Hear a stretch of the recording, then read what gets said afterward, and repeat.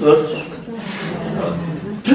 Vamos falar hoje de um tema que é Mikiono, consciência cósmica. Para quem não está aqui e não sabe, portanto, esta palavra Mikiono é uma coisa estranha. Mikiono é um nome. Mikiono é algo que existe numa associação Mikiono e os próprios da associação não sabem o que é Mikiono. Mikiono é nada mais, nada menos do que a consciência cósmica que unifica. É a consciência de amor, é essencialmente o coração amoroso. E é também aquilo que existia entre as primeiras comunidades ditas cristãs, daquele espírito de comunidade, de partilha, proteção e hermanamento. Portanto, as pessoas sentiam-se hermanadas, sentiam-se como irmãs. E isso é realmente Mikiono. Mikiono não é nada que se possa fazer por uma associação, Mikiono não é nada que se possa fazer por estatuto, Mikiono é tudo além de tudo aquilo que possa ser físico, palpável ou limitante. Muita gente faz coisas que não sabe que está a fazer Mikiono. Por exemplo, quando está a assistir aos doentes por espírito de caridade, sem pensar receber nada em troca, está a exercer Mikiono.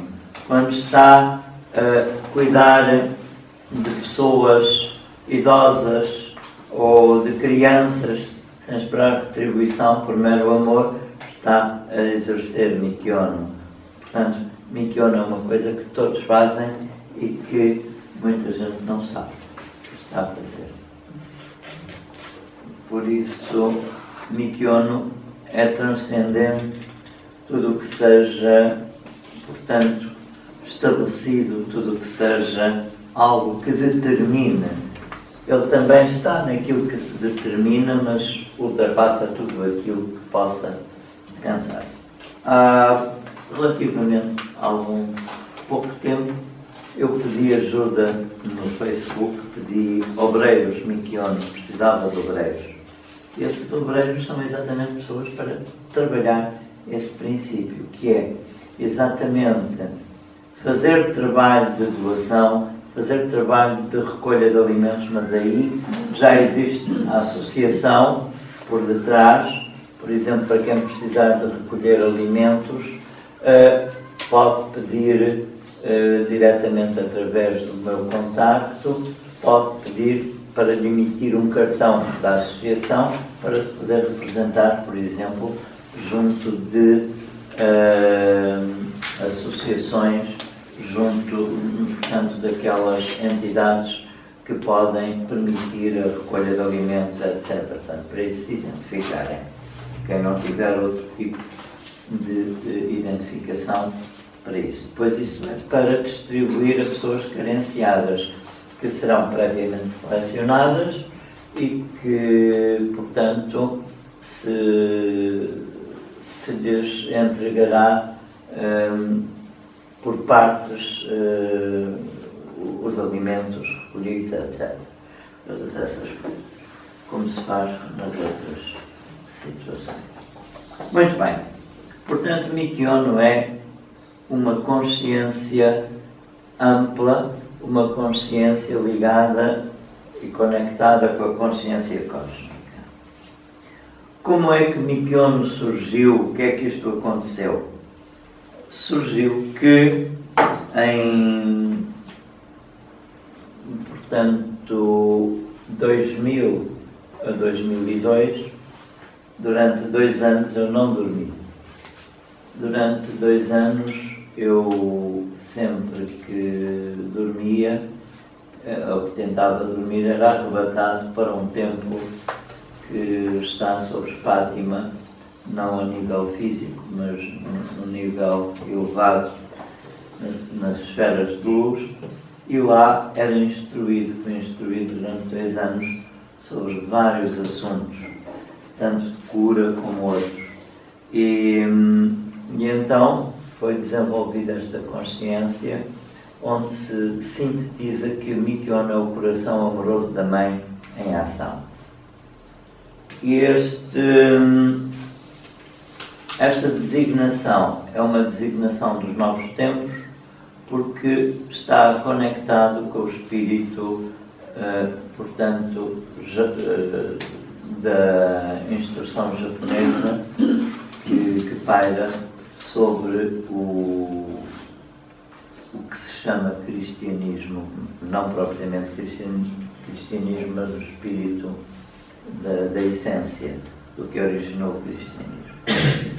Porque nos últimos tempos da sua vida, aquele que foi conhecido e identificado como Jesus retirou-se para o Japão e viveu lá até morrer com 110 anos de idade.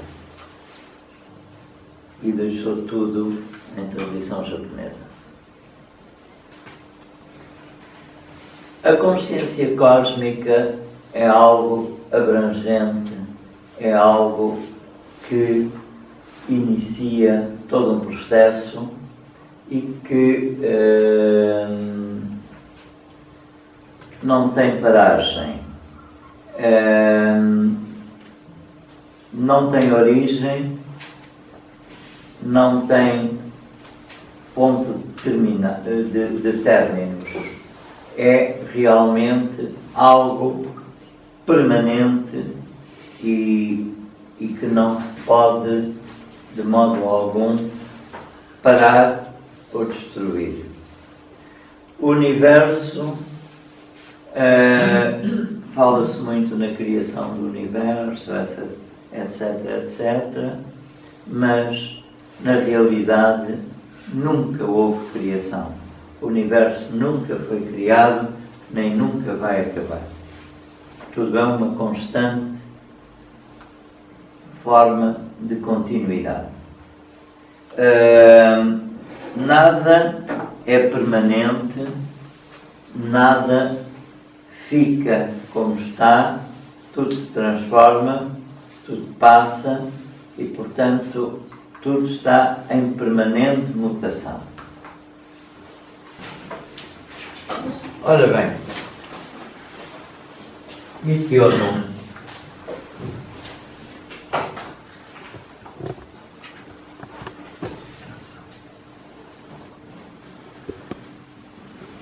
Portanto, M mater, Y de taça, o K virado ao contrário dá o aspecto da balança também dessa forma. Portanto, igual a equilíbrio justo ou justiça. Este I equivale à coluna. O O está ligado, portanto, ao ovo cósmico. N aborda o aspecto das naves e o universo ômega, o portal para o universo ômega. Há 2 universos falados e pouco, digamos, pouco gravados em termos até de consciência, que é, fala-se muito no alfa e no ômega. Estamos a falar no universo alfa e no universo ômega. E daí que, entretanto, veio, ao longo dos tempos, têm vindo emissários que vêm à Terra com a finalidade de estabelecer o equilíbrio e estabelecerem-se como mediadores entre os 2 universos e afirmaram-se o alfa e o ômega. Portanto, vêm mandatados dos 2 universos. Vamos abordar o aspecto da justiça, porque as pessoas estão todas com muita sede de justiça, não é?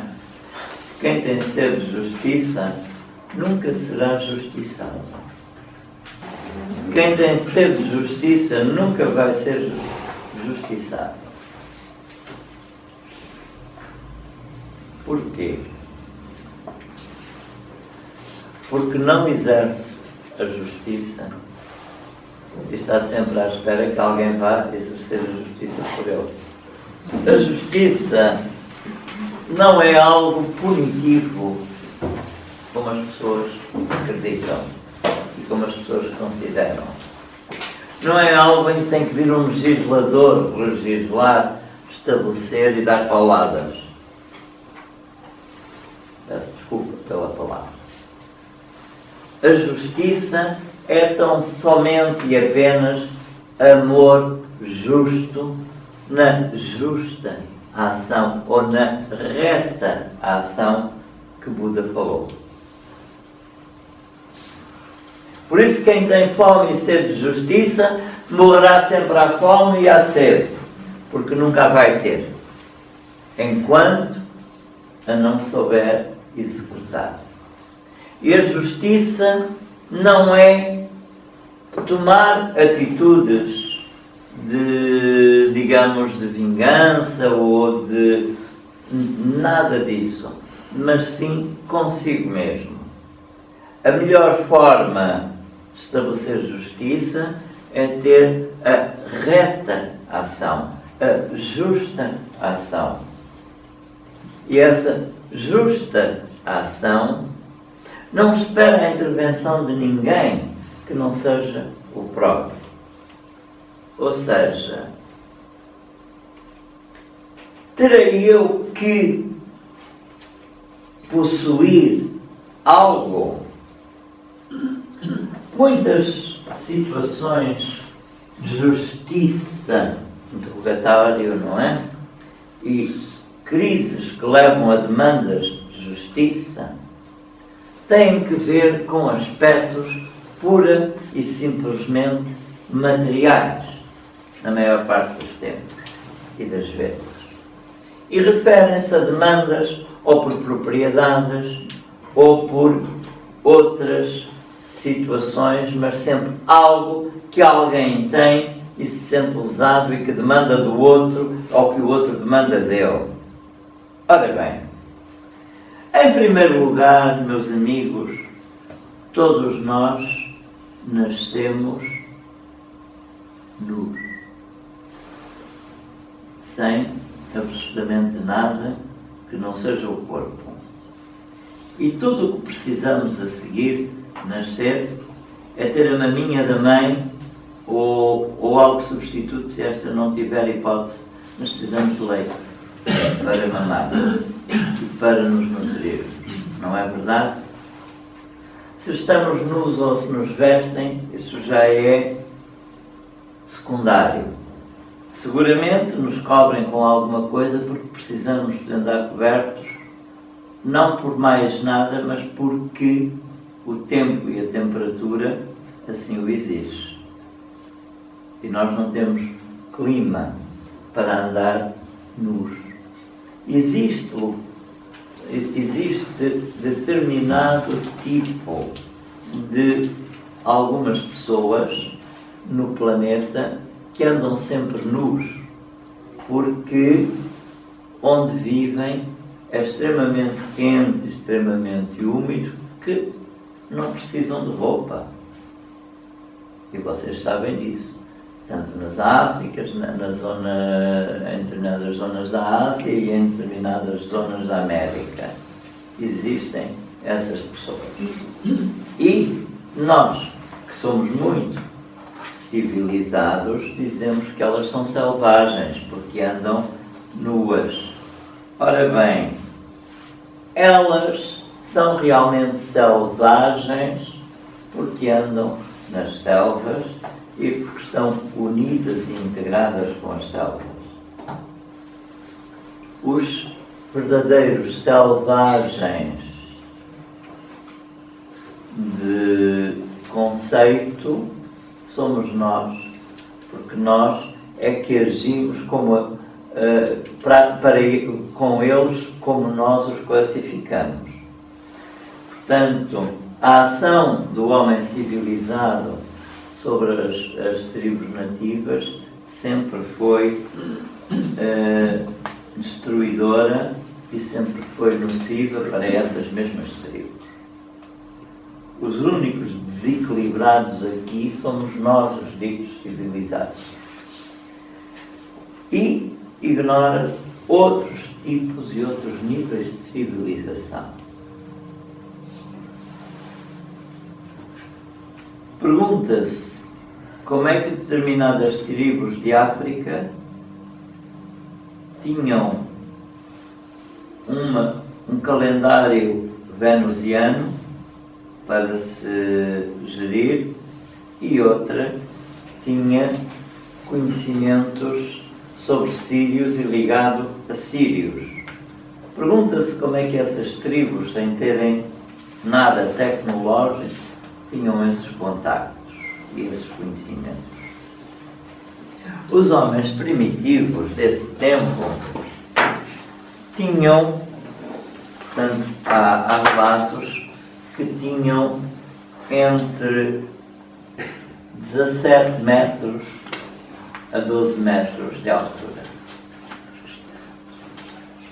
Naquele tempo.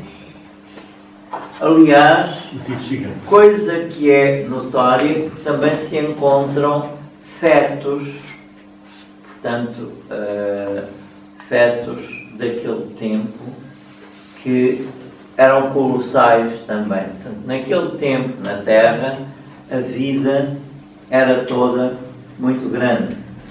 Tudo era de grande porte. Até os insetos, alguns insetos eram gigantescos. Portanto, a vida era toda de outras proporções. Mais tarde, os seres humanos tiveram entre 7 a 5 metros de altura mais tarde. No período da Atlântida, os atlantes eram seres que mediam entre 3 a 5 metros.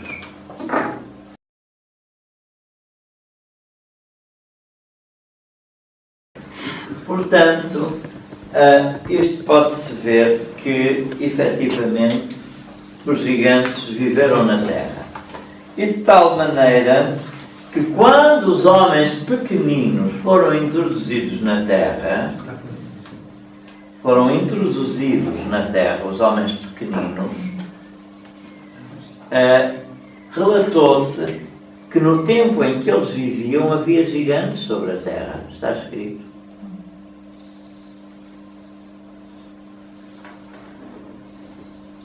E os últimos gigantes desapareceram, foram destruídos no dilúvio, portanto na catástrofe da Atlântida. Sucumbiram. A maior parte. Outros fugiram para outros planetas e alguns ficaram cá para serem tutores da raça humana nova que ficava. Encontram-se essas referências na zona do lago Titicaca, no Peru, e mais zonas da América Latina contêm essas referências. Também existem noutras áreas, como na zona da antiga Mesopotâmia, ainda há referências, no Egito algumas referências, porque alguns dos faraós, os chamados reis divinos, eram gigantes. E se vocês forem ver a história do Egito, a egiptologia, vocês vão ver que as primeiras dinastias sempre foram dos reis divinos e só depois é que começaram as dinastias dos homens.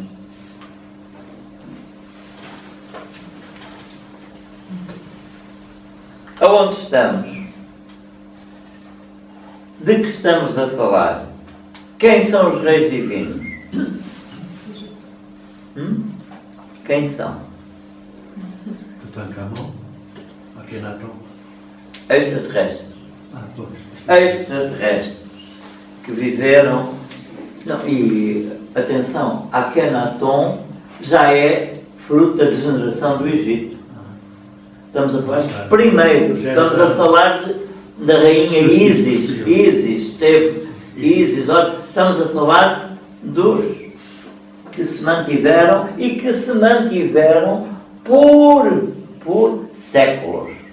Séculos. Só depois deles saírem é que vieram os outros. Estamos a falar de extraterrestres. E isto está na própria história da egiptologia, mas ninguém quer tocar nisso e preferem dizer que isto é um mito. Mas está na consistência da própria história. A própria arqueologia prova isso, que já encontraram Mas a arqueologia, eu vou dizer como é que é a arqueologia clássica. A arqueologia clássica é assim. Vocês fumam, supostamente, fumam maços de cigarros, presentemente, não é? E, por exemplo, suponhamos a marca de um tabaco, Marlboro.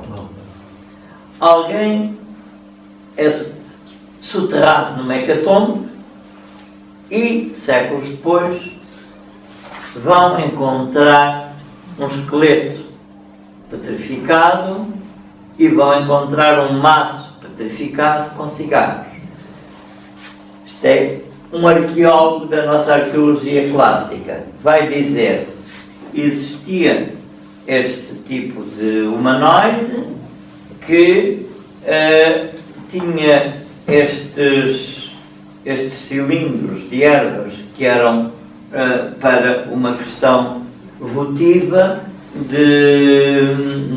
portanto, de ligar religiosamente ao Deus Marlboro, que é assim que funciona a arqueologia clássica. É assim que funciona a arqueologia clássica.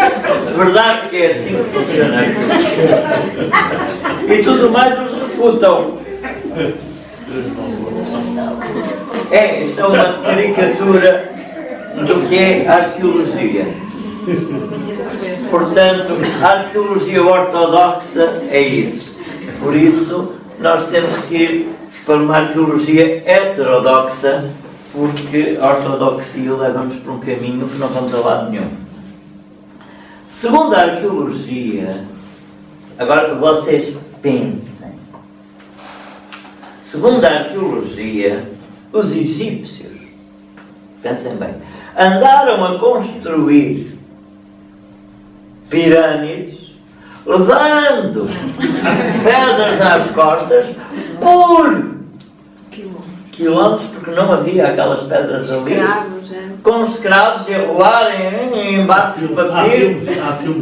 Atenção, assim, foi assim que eles construíram. E mais, e conseguiram pintar lá dentro com coisas, com tintas maravilhosas, às escuras, porque não tinham eletricidade.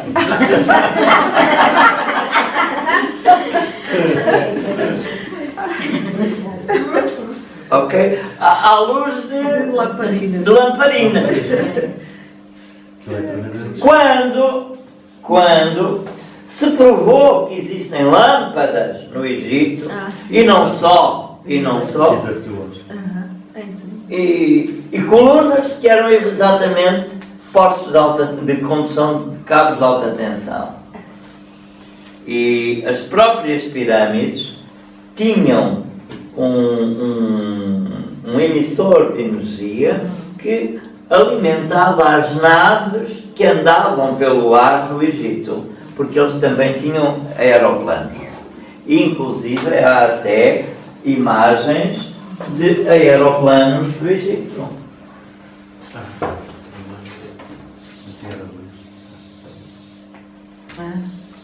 Vejam bem estas imagens que aparecem. portanto, dos aeroplanos egípcios. E tem aqui umas coisas. E tem tudo. Tem tudo. Está lá. Inclusive encontraram até estatuetas. E também se diz, vejam bem, que os homens da América pré-colombiana desconheciam a roda. Hã? E todavia há uma série lá de rodas visíveis em desenhos, etc. E dizem que eles, diz a arqueologia clássica, que eles desconheciam a roda. A roda. A roda. Não tinham conhecimento da roda. E porquê? Eles não usavam veículos de roda? Claro que não. Porquê? Porque eles locomoviam-se por energia antimagnética. Aliás, por energia magnética antigravitacional. Por isso não precisavam de roda. E isso tudo foi acabado e destruído pelos espanhóis. Os espanhóis, quando chegaram lá e encontraram aqueles aparelhos em que eles se deslocavam, porque eles deslocavam-se em aparelhos de ouro, eram também a ouro. E então o que é que eles fizeram? Tiraram aquilo tudo e foram fundir o ouro para levar para a coroa de Espanha. Exatamente. Foi verdade isso. A grande lapidação da América e a destruição de toda a civilização pré-colombiana foi para roubarem o ouro.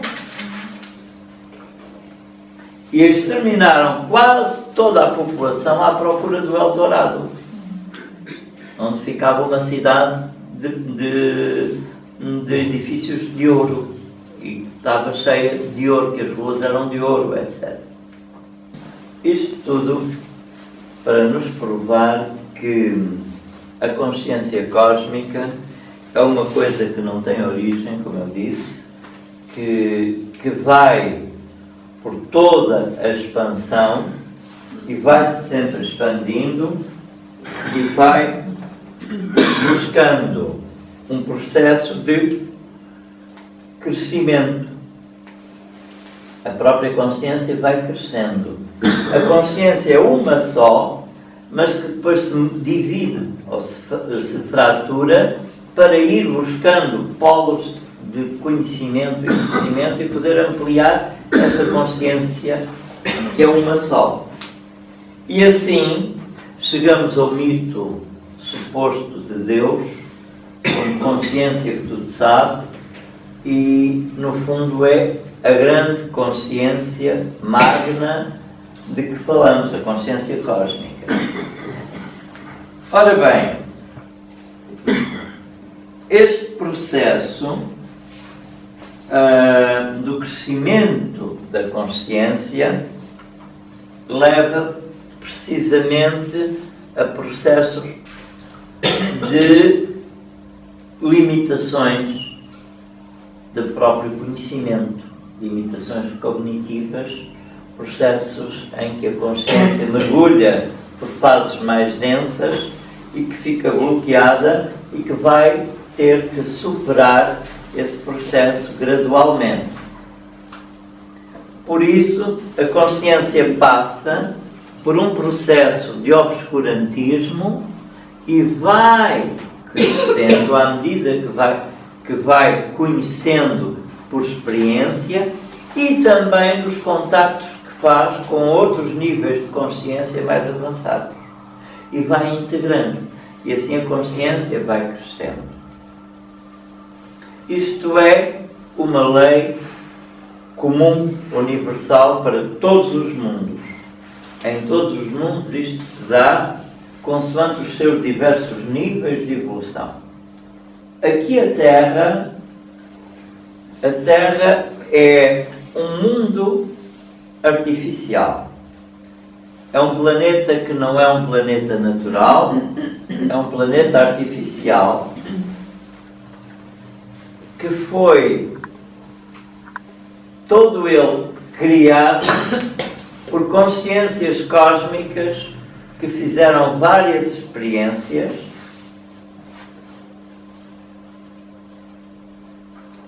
e que quiseram transformar isto num tipo de biblioteca viva com todas as principais espécies biológicas desta galáxia em que estamos inseridos. E assim surgiu o Projeto Terra. Várias equipes trabalharam nesse sentido e vários foram os implantes que foram feitos nessas diversas experiências.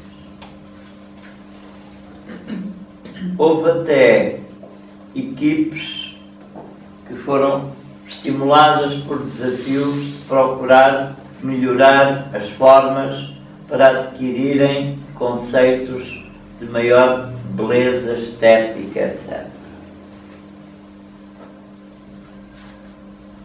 A vida na Terra é muito semelhante à vida do planeta Marte, o quarto planeta, com algumas diferenças de alguns animais, porque alguns animais no planeta Marte tinham 2 crânios. Tinham um crânio no sítio normal da cabeça e outro na ponta da cauda. Tinham e têm.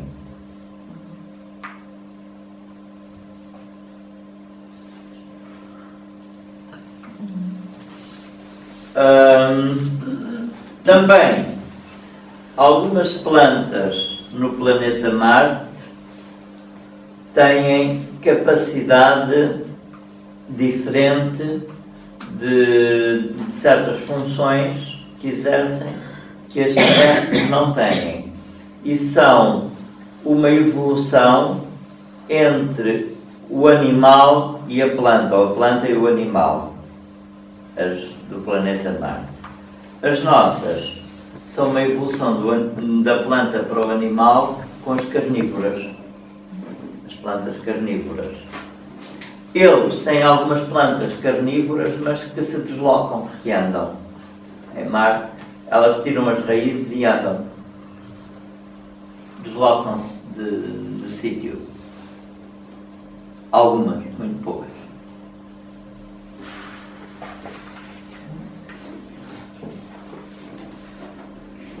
Portanto, aqui foram colocados animais de experimentação e mudaram-nos um pouco para não serem tão nocivos a outras espécies. Por exemplo, o Leviatã, que era um dinossauro marinho, teve que ser extinto depois por causa da sua ferocidade, aqui, em contacto com outras espécies. Porque como isto foi um mundo de enxertos, algumas espécies não se deram muito bem com as outras. Por isso tiveram que ser extintas algumas. Depois ficou o equilíbrio entre os predadores, para haver um equilíbrio de espécies que se manteve-se. Tanto há predação vegetal como há predação animal, e temos o rei dos predadores, o homem, que é predador de si mesmo. Também. Ora bem, pelo processo da limitação, como eu tinha falado, portanto, quando a consciência fica limitada, existem determinados conceitos estratificantes que esses seres depois têm que superar. E então, o grande desafio é vencer ou transcender a limitação, ou as limitações. De todas as espécies, a que mais encravada está nesse processo é a espécie humana. Porquê? Porque tem uma série de conflitos, tem uma série de falsas estruturas que a condicionam e que a tornam prisioneira. Para isso foi feita uma manipulação através de determinadas coisas que se disse ao ser humano e que se criou como sendo uma verdade para limitar e para o encapsular ali, para ele não poder passar dali para a frente. E isso foi feito por alguns civilizadores mesmo cósmicos, que criaram esses processos para fazerem escravos e terem sempre trabalhadores disponíveis para eles. Porque os humanos, para alguns desses seres, foram tomados para serem escravos deles e, sobretudo, fazerem a exploração mineral do planeta, porque o planeta inicialmente era muito mais rico do que agora. E então tinham trabalhadores e por isso os condicionaram, fazendo-se passar por deuses e exigindo tributos. A forma de condicionar a mente é a religião. A forma de condicionar a mente depois é a política. Entre a política governativa e a religião, portanto, assim foram levadas as estirpes humanas ao longo dos séculos e milénios pela constituição dos impérios. E os impérios sempre mandaram e comandaram. E atualmente temos um novo império chamado capitalismo, que por si só destitui o império político e destitui o império religioso, mas apoia-se nos dois para poder triunfar, e os dois sobrevivem dele.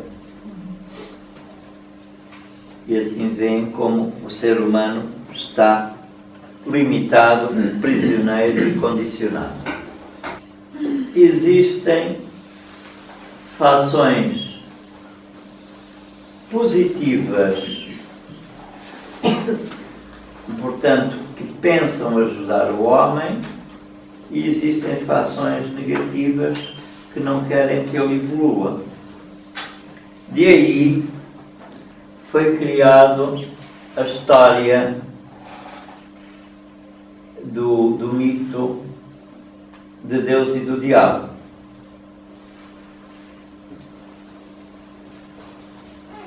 Deus criou o homem sujeito e condicionado às leis para que não evoluísse para ser escravo.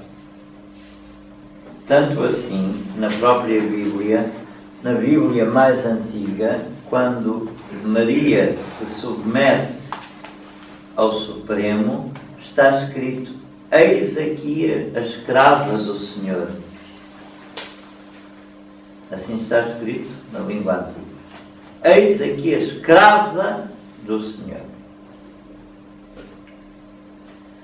E havia uma outra fação que não concordou com esse aspecto e quis libertar o homem dessa escravatura e deu-lhe o conhecimento. E assim nasceu o diabo. O diabo que quis libertar o homem e Deus que o queria escravizar. A situação do diabo, Lúcifer, surge exatamente paralelo ao mito de Prometeu, na Grécia, aquele que rouba o fogo aos deuses para o dar aos homens. Portanto, Lúcifer rouba o conhecimento a Deus para o dar ao homem, à revelia daquilo que Deus queria. Deus queria o homem ignorante, não conhecedor. E depois disse: quem é que te disse a ti que era assim? então comeste do fruto proibido, que era o fruto do conhecimento. E por isso serás maldito e expulso daqui. Não é isso que está na história primitiva, aquela história lendária do Gênesis? Podem ver como Deus não gostava da humanidade, como Deus não queria a humanidade conhecedora. Mas este Deus não era Deus, não tinha nada a ver com Deus. E o diabo também não era o diabo, nem tinha nada a ver com o diabo. Ora bem, vamos analisar isto noutro aspecto. Este Deus da Bíblia, do Gênesis, do Éden, não é é uma equipe. Tanto que supostamente ele depois diz: ora, para que o homem não coma da árvore da vida e viva eternamente como nós.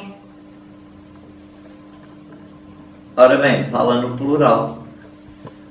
Mas também no texto hebraico, este Deus supostamente uno também é falado no plural, porque fala em Halloween. E Halloween é uma palavra hebraica que quer dizer textualmente aqueles que desceram do céu.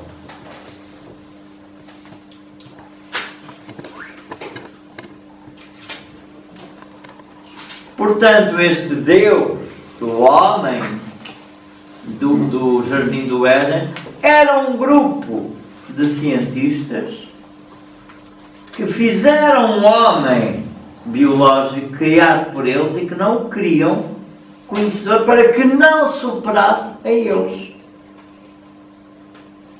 Porque eles tinham medo que o homem se tornasse superior a eles. Quando viram que o homem era capaz de pensar por si, temeram. E criaram condicionamentos. Porém, um dos grupos da equipe não estava de acordo e achava que os homens deviam seguir o seu caminho. E esse, chamado Lúcifer, chamado Prometeu, etc., resolveu partilhar o conhecimento com os homens. Então, Lúcifer, este Lúcifer aqui, está relacionado com as equipes venusianas. E está escrito no texto de Lúcifer: onde estás tu, ó estrela da manhã, tanto que é Vênus, ó estrela da alva, com tua luz tão potente, onde paras tu, onde foste cair de tua vontade? A Terra. Portanto, as equipes venusianas vieram trazer o conhecimento, a iluminação à humanidade. São Lúcifer.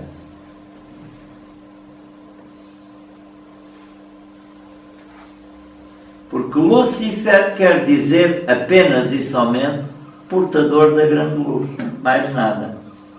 Lúcifer não é nem nunca foi o diabo, e o texto de considerar Lúcifer como Satã e como o diabo na Bíblia é falsa, é deturpação de situação, porque Lúcifer, na verdade, significa aquilo que consideramos Deus, a luz.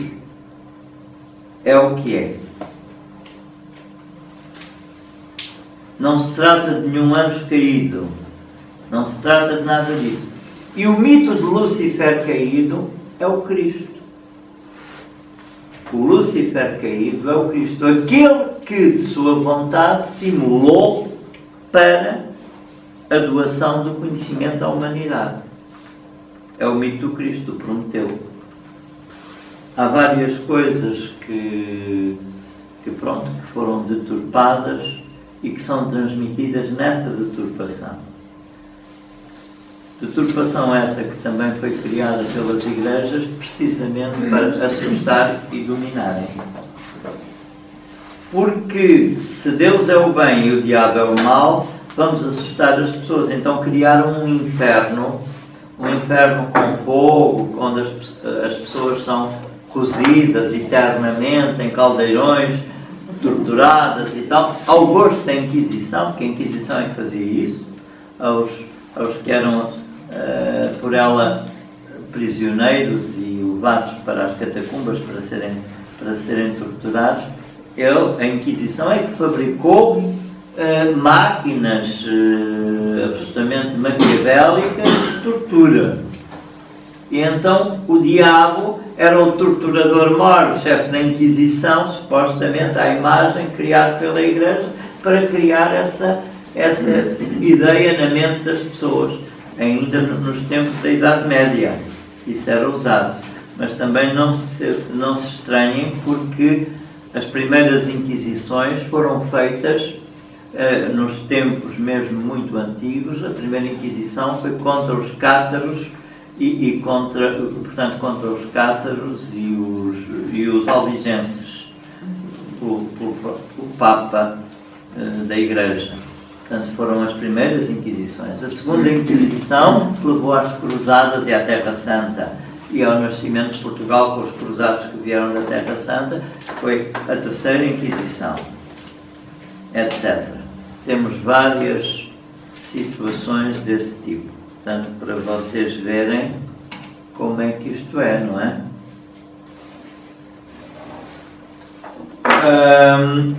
Daí que o diabo, como consta na mítica religiosa, é uma figura assustadora criada, portanto, pela Igreja para assustar os fiéis. Não só pela Igreja Católica, mas foi criado primeiro pelo clero hebraico, também para condicionar os seus fiéis. Gratidão.